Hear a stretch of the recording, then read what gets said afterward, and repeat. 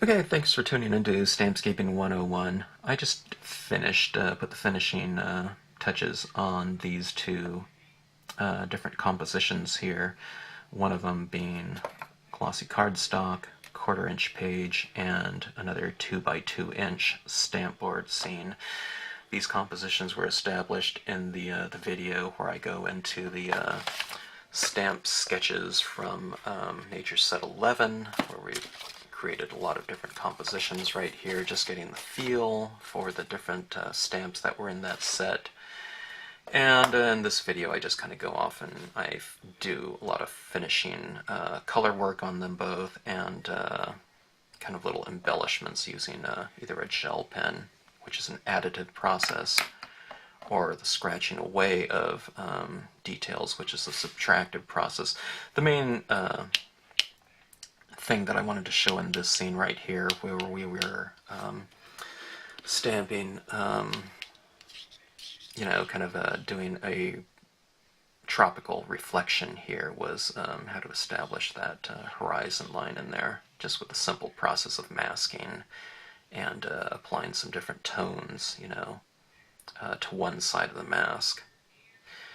And on this one right here, it was just kind of establishing, you know, the fact that you can get a really good composition onto, you know, a relatively small area and achieve a full range of tones going from light to dark, you know, which would in effect create kind of a establishing, I don't know, time of day or whatever, sunset, sunrise or something like that. But you can do everything that you do on a large piece of paper on a smaller piece of paper, in this case a small piece of Stampbord tile. Here's a really small one right here, which I can do the same way.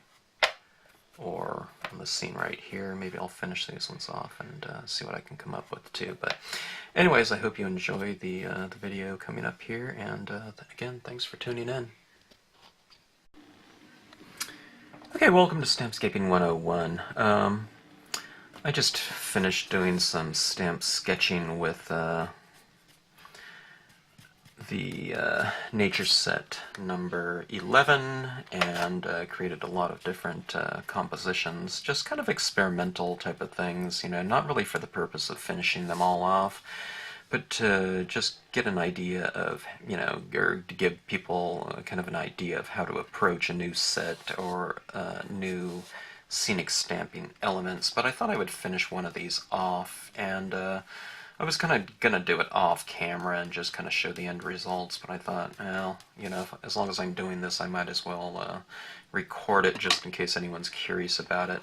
The one I'm going to finish off, or I don't know, I'll start off with this one, maybe I'll do one more, but is this composition right here. I really love doing reflections, but this one right here is missing a horizon line, so I'll show you how to put that in there. I'm sure I've done it in other videos, but I'll do it again here.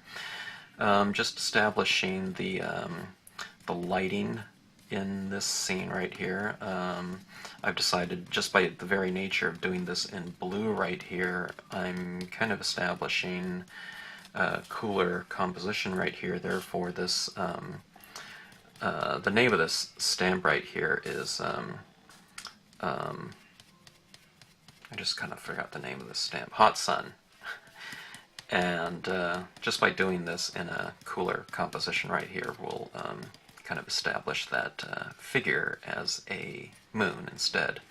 Okay, now a lot of times I'm starting off with a Adirondack Lights Aqua, and it's a very light tone, so I am going to put some of that over my moon, just because I don't like to have that moon, you know, stark white. Okay, but for the most part, I don't want to color it all out. I just want to put a little bit of tone on there, and for the most part, darken the perimeter. Okay. Let's go with a range of blue tones. My Marvy Salvia blue is next, the number 60 blue. You can go with any kind of light blue that's in your repertoire, you know. dye-based inks here, of course, and working on glossy cardstock. Okay. Kind of darker on the perimeters and lighter in the middle. Okay, now I haven't forgotten about that horizon line, but that will be added in a bit. Okay, kind of bringing the viewer's attention more towards the center of the card, the composition, so making the perimeter darker. Kind of it's working on kind of staging my lighting. If I want kind of more attention to be focused on that little figure in the rowboat, then I can kind of spotlight it, the figure a little bit, by making the area around it darker and by leaving them in light. Okay. Okay, remember to retain your light areas just by simply not toning them out and bringing your darker colors over the top. Doesn't mean you can't touch in there. Maybe I want a streak of something like, you know, a little bit of blue in there like that. Okay, I can come in there and add it in there, but don't, you know, I recommend not toning your lit areas out completely. Okay.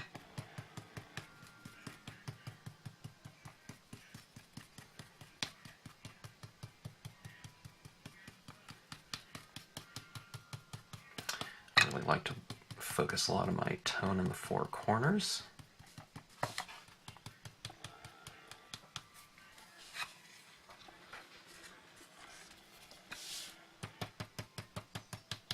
Building up those colors, building up your inks, allowing the ink to saturate the paper, cardstock.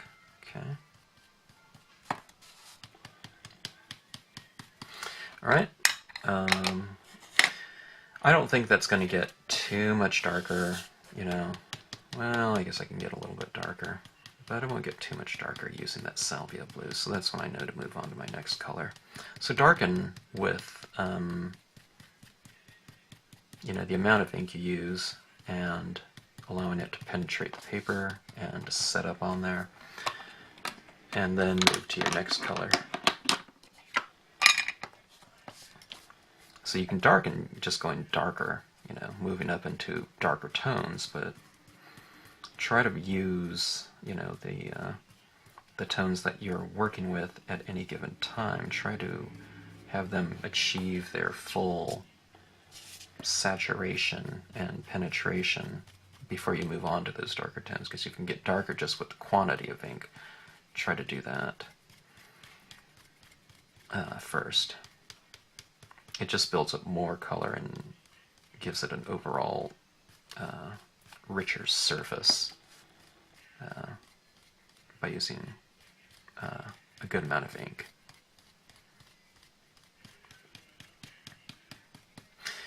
What I mean by that is, you know, you don't want to kind of put a little bit down and then move to the next one, and then have so little of that blue there that when you move into darker blue, it's not going to be so kind of moist. So when you move into your darker tones, sometimes if the paper is kind of still real dry, the chances of getting real definitive marks like that, you know, it's higher. So you want to build up some tones on there so that your inks will glide nice and smoothly across your paper because you have a buildup of ink on the surface, okay? And like I said, the saturations are just so much more vibrant and rich. So see, building up these tones like this, it's a little bit different than just stamping out an image in that color, you know. Because when we're applying this, we're kind of wiping, dabbing, you know, some of it's getting wiped off, especially if you started off with one of the your thicker brands of inks. In this case, you know, it was that Adirondack Light Aqua, which I give a really good saturation to on the surface of the paper. Okay, now, that was a light blue, the number 10. It's a medium tone blue. You know, if white is 0 and black is, say, 100, this one would be kind of fall in line of somewhere probably between 35 and 50, I would say. Okay, moving on up. This is a number 3 blue. It's fairly dark. It's kind of use a navy blue. If it, for example, if I was in the I was trying to think of the Adirondack blue that's kind of navy in tone, but that would be a good one. A lot of people have those colors. I mean, there's so many brands of, you know, inks out there, and they all have kind of a dark blue, so try that one out. Whatever you happen to have. Most people have kind of a dark blue in their palette of dye-based inks that you happen to use or happen to have in your collection. Okay, starting on the perimeter again, working in.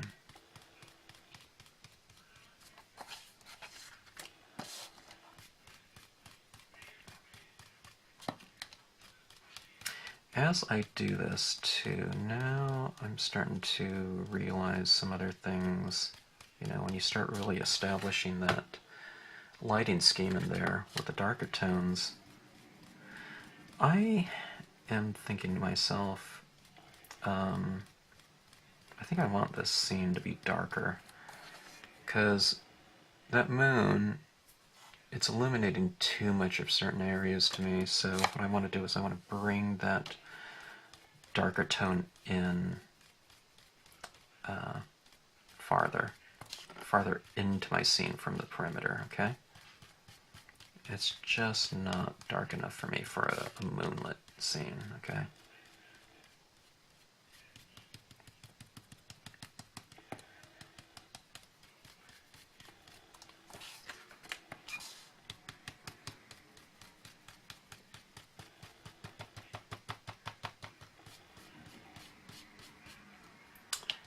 Okay, that looks a little bit better. Kind of bringing it in.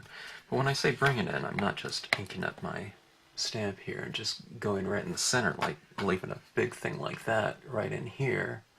Again, it's always kind of bringing it from the outside edge in, okay?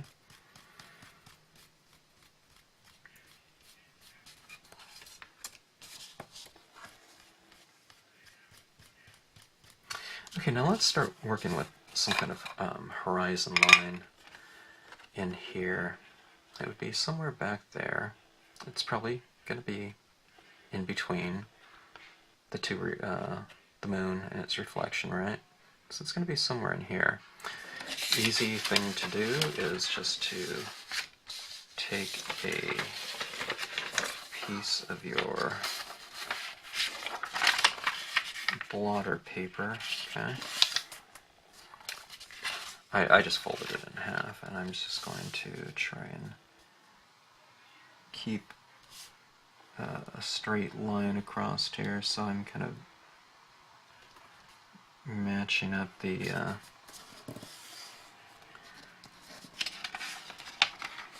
edge, you know, nice and straight with that. So, okay, let's see. Okay, now what I'm going to do is I'm going to come in from this side like this and kind of streak in here like so. And we'll create a nice straight line, okay. I usually don't flick up like this, but just for the sake of, I don't know, I can turn this around. I don't want the card to move, but okay, easy enough. And come into it from this, I need to hold this piece of paper down right here.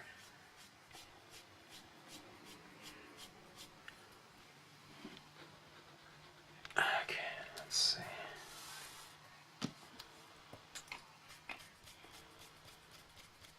And I'll show you what this is looking like, okay? See that right there? It's kind of creating that horizon line. I need to come down a little bit farther, like that, I think. It creates a separation. I mean, I could have left it as is, but I think just having that separation of, you know, land and sky is, I don't know. I think it reinforces the idea of that reflection even more, and it kind of makes sense, visual sense, having that in there like that. Okay, so there it is right there, and while I have this paper down like that, let's move to black and create a stronger perimeter and horizon line edge. Okay, so starting with the black and working it in from the side, and I'll need to do that, of course, on the other side. Flip it around like so, and here like that, and come in from this side again. Get this in the center of the screen.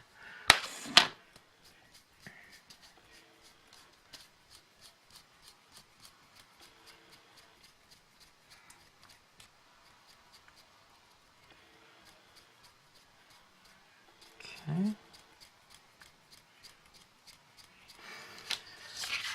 Okay, and there we have our easy horizon line. You can do that. I mean, that's not just for, you know, reflections, but you can do that on, you know, really any of these scenes here. You can create a horizon line in the background, however high up you want it to go. On this one right here, definitely, you know, could use a horizon line somewhere in the background. I can make this, you know, these colors. Right here I kind of established kind of a horizon line right there. I did a little masking, so that's where that line would go, you know, on this scene. So anywhere up here. Okay, now let's go in here and kind of flesh out the lighting scheme in this scene. One last step in value, and I'm using the black.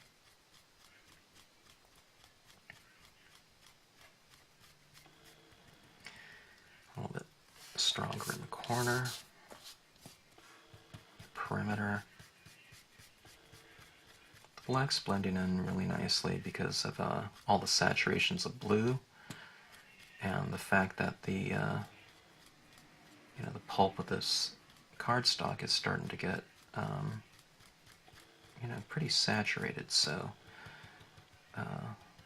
this black doesn't stick really fast.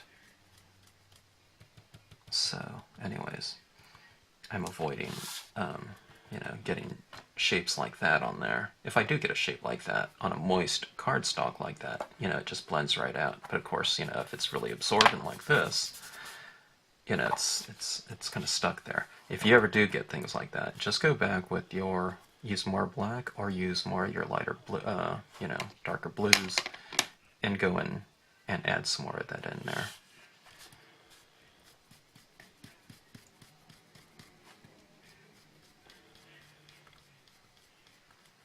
Okay, now what I'm doing right here is I'm adding some shading, you know, at the base of these palm islands right here. Okay, so you see that kind of darkness goes in like that. I'm kind of bringing it in like that, so that the moonlight is, you know, affecting, or the islands are affecting the lighting, the backlighting, because if you have your lighting coming from here and it's shining onto that, chances are those objects, opaque, you know, solid objects, are going to cause, you know, a bit of a shadow down here. So that means just bringing in that darkness kind of right up in there. And, you know, that would be the same right here. So let's add in some shading. Now see, what I'm doing is I have this on its side like this, so I'm giving it a nice thin strip. If I want it thicker out here, then I just keep doing it, but I'm not going like that. It's too thick of a line. Okay.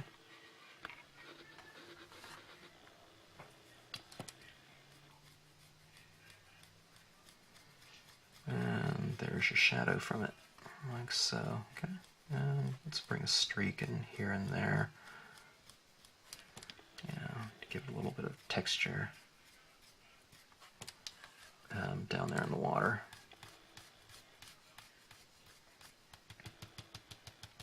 A little bit of a darker edge, corner, kind of frame things off a bit.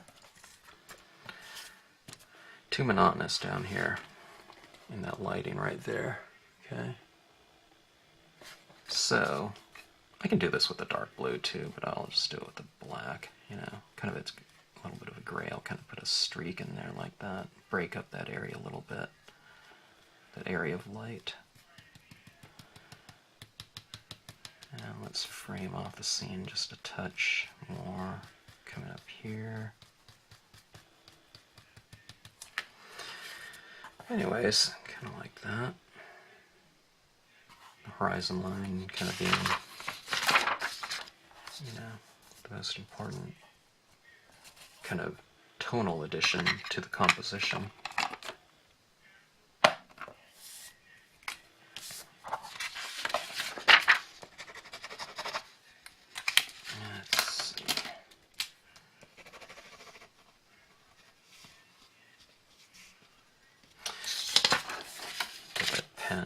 White pen, gel pen, kind of fired up. Okay. Kind of adding some specular light onto the scene. You always see these little kind of sparkles, right? When you're looking at, body of water with some sort of light source on it. Why not add a few to the palm trees? Not really specular light, but this would be just kind of more of a highlight type of thing. Just kind of pulling out those palm trees from the background. Like that, just a couple little dots on them. If you notice that I have the highlights on the left side of these palm trees, and on the other side of the card, the highlights are on the right side, depending on where this is. Now, I mean, that doesn't have to be, an exact formula, but just for the most part, I think that kind of reiterates your, the direction of light a little bit more by doing that. Doesn't mean you can't have, some highlights on the opposite side of the tree. It doesn't have to be so, static and fixed, but test it out, put a couple dots down, and if you don't like the dots, then just take a paper towel, when your scene is dry, and just rub them right off, and those dots will come right off. If you add on too much, or if you don't like where one of them is. Okay, some specular light down in the water. Kind of vary the distance of your dots. I mentioned this on other videos, but have a few more in the light areas, then as you move out into the darkness, kind of separate them out a little bit, more and less. Okay.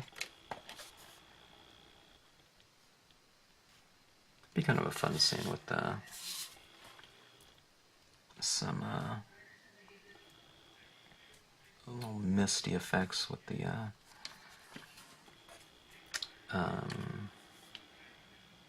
pigment ink in here. Maybe I'll do that, but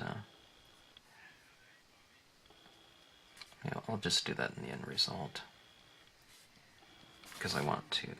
I'm adding some stars. Now, you wouldn't see so many stars like this out on a full moon night. It would just be simply too bright, but just getting some more texture up there for visual interest. Okay. So that it really adds on kind of a nice, surface texture, doesn't it? Like when you add all those highlights and little sparkles in the sky and water. I mean, look how it brought that area, that body of water to life. And it kind of, again, it reinforces the idea of the lighting direction, coming down like that. I don't have too many dots out in the water out here in the darkness, but kind of down that This area down here can maybe use a few. Uniball Signo white gel pen. Fantastic gel pens. If you've been stamping or scrapbooking long enough, you know that, unfortunately a lot of gel pens when they first arrived on the market didn't work out kind of as well as we would hope they would. Kind of clogged up a little bit.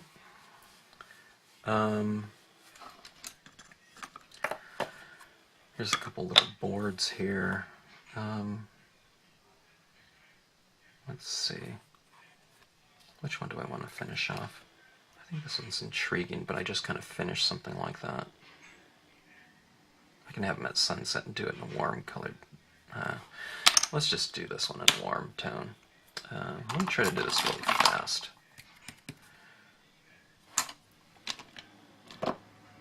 Alright. This is on Stampbord. It's a 2x2 Stampbord tile, okay? Let's do it in a warm colored scheme. This is a number 43 Brilliant Yellow Marvy pad. Kind of an orangish yellow hue. Okay, let's try some of the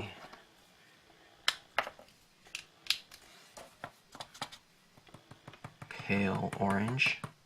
Now this is Stampbord, so I can kind of approach this differently than cardstock, because one of the killer applications of Stampbord is that you can scratch your lights back into it. It doesn't mean I want to have everything just, toned out completely dark, If I can establish some lights and darks just by the way I color this, then I'll do that. Okay, that was brown.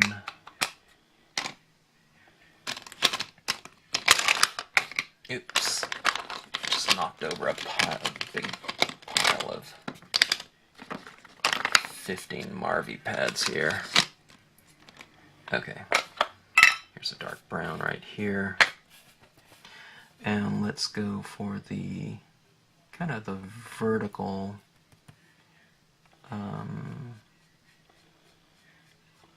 sides of these buildings right here, okay? I put a little bit more on the rooftop, I guess. Okay. Let's go with, let's color the sky. Let's go for, let me switch back to this pink tip here. Bubblegum pink. Bringing this in to the sky, right over the top of that yellow, okay?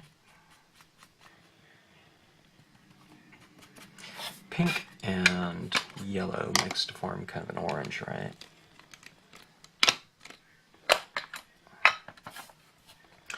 Let's go with more of a kind of a brighter orange. This is the Marvy orange.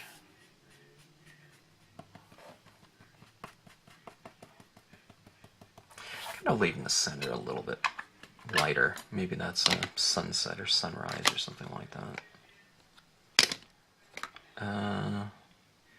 Why not? Pale violet. Let's give that a try. Kind of going on the perimeters. Again, I mean, this is a really small stamping surface right here. We're talking about 2x2 inch. I mean, it could get even smaller, That's probably a 1.5. That's a 1. But you can establish, pretty much whatever you do on a larger scene as far as lighting and light direction and getting a full range of values. Okay, that was pale violet. Let's try this number 64 plum. Maybe that'll be my kind of darker tone on here.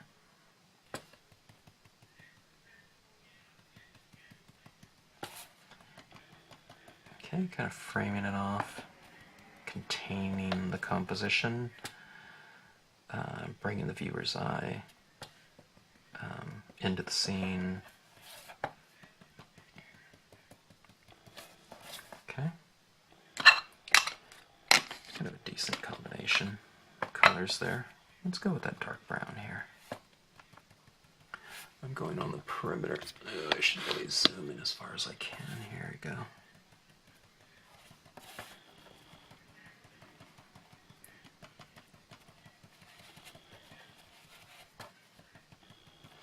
All right. We have our 2 by 2 inch tile there. All right. We worked it through a pretty full range of tones. Now, normally on Stampbord I would let this dry a little bit because when you're scratching in kind of wet clay, it doesn't scratch as cleanly, you know, quite as clean as dry clay, but I'm not going to wait here. All right, you have these rooftops here, perfect opportunity for kind of reiterating our direction of light. Take a look at these pads here. You can see the vertical sides of it are darker, right? The white top right here is lighter than the, you know, shaded side of the vertical. Same thing right here with any of these colors right here. It's, you know, if you have top lit, you know, things, the vertical sides are going to be a little bit darker. So it's just an opportunity. I mean, it doesn't have to be, you can side light something or bottom light something, you know. But I don't know, if you go with that kind of that lighter top, you know, it's just, you know, a very traditional way to kind of they can't call it turning your object in space. This is a two-dimensional thing, and by making, you know, certain sides of it darker and lighter, what you're doing is you're giving it the illusion of a three-dimensional, you know, three-dimensional object.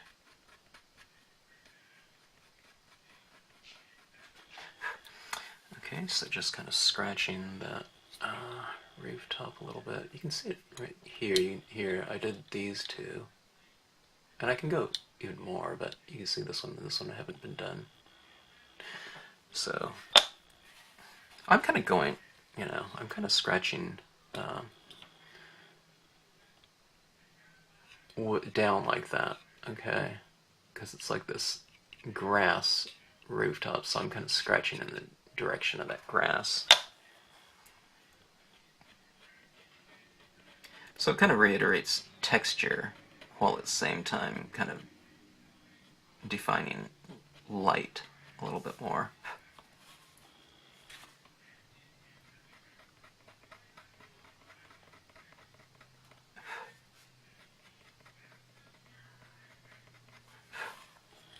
Okay. Oh, I'm using the little spoon looking tip. Okay. See these little rocks down here? Alright, they kind of get lost in that shade, right? So what, let me see if I can do this a little bit closer. It's hard to scratch holding this in my hand, but just for the sake of this video. So it's kind of bringing out the lighting of those a little bit. You don't want to scratch down, you want to scratch just, you know, it's kind of like rubbing, almost. And the more I rub, the more ink you remove. So sometimes if you just want to remove some of that top layer of ink and get to a lighter version of that rock, you can. You don't always have to go down to white. So you can see how that kind of brings that area to life a little bit. Okay. Now let's go with a different tip. This tip right here is more of a sharper, kind of like a spear, right? And I can get more definitive scratches using this.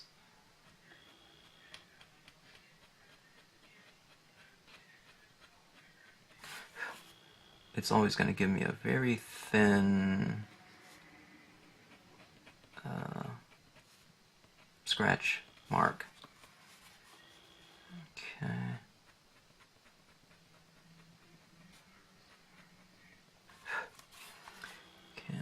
some of these little definitive scratch marks on the tops of some of these rocks where the rocks are being top lit. And okay. Alright, there we go. And see those trees in the background? Do you remember how I added the white to some of these? Well, when you're doing it with this, what you can do is you can kind of scratch a little line into it. Now, in this case, the lighting is coming from below these trees, right? In the scene, so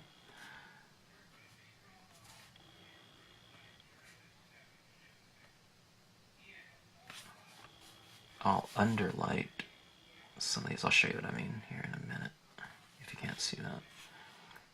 There's these reeds down here. I'm going to turn this so I can give a little flick. We can bring out some of those reeds like so. Okay. See that right there? And see how this lighting is coming from underneath these trees? So I've underlit, put a little scratch on the underside of some of those trees. But anyways, and I even did it on a couple of those birds too. Anyway, it's really fun to add on those little finishing touches, but just to show you, I mean, I mentioned in the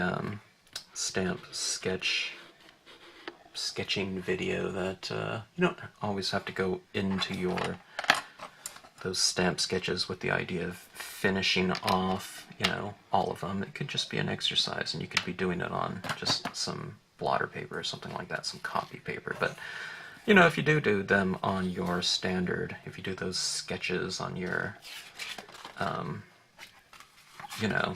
papers that you do utilize in creating your finished pieces, then you can go back in and and finish them off and do complete scenes with them. So different ways to go. But anyways, two finished scenes right here. I can mount these on cardstock and make them into cards or something like that as well. But for the most part, finishing off was easy. This one's on glossy cardstock and little embellishments with the gel pen for the highlights and extra lighting, directional cues. And this one right here was doing it on 2x2-inch Stampbord, where the little additional highlights and detail work was done by scratching off ink that was already applied on there, so light into dark that way. Anyways, thanks for watching, and hope you enjoyed the two different surfaces and the finishing of a couple of the scenes.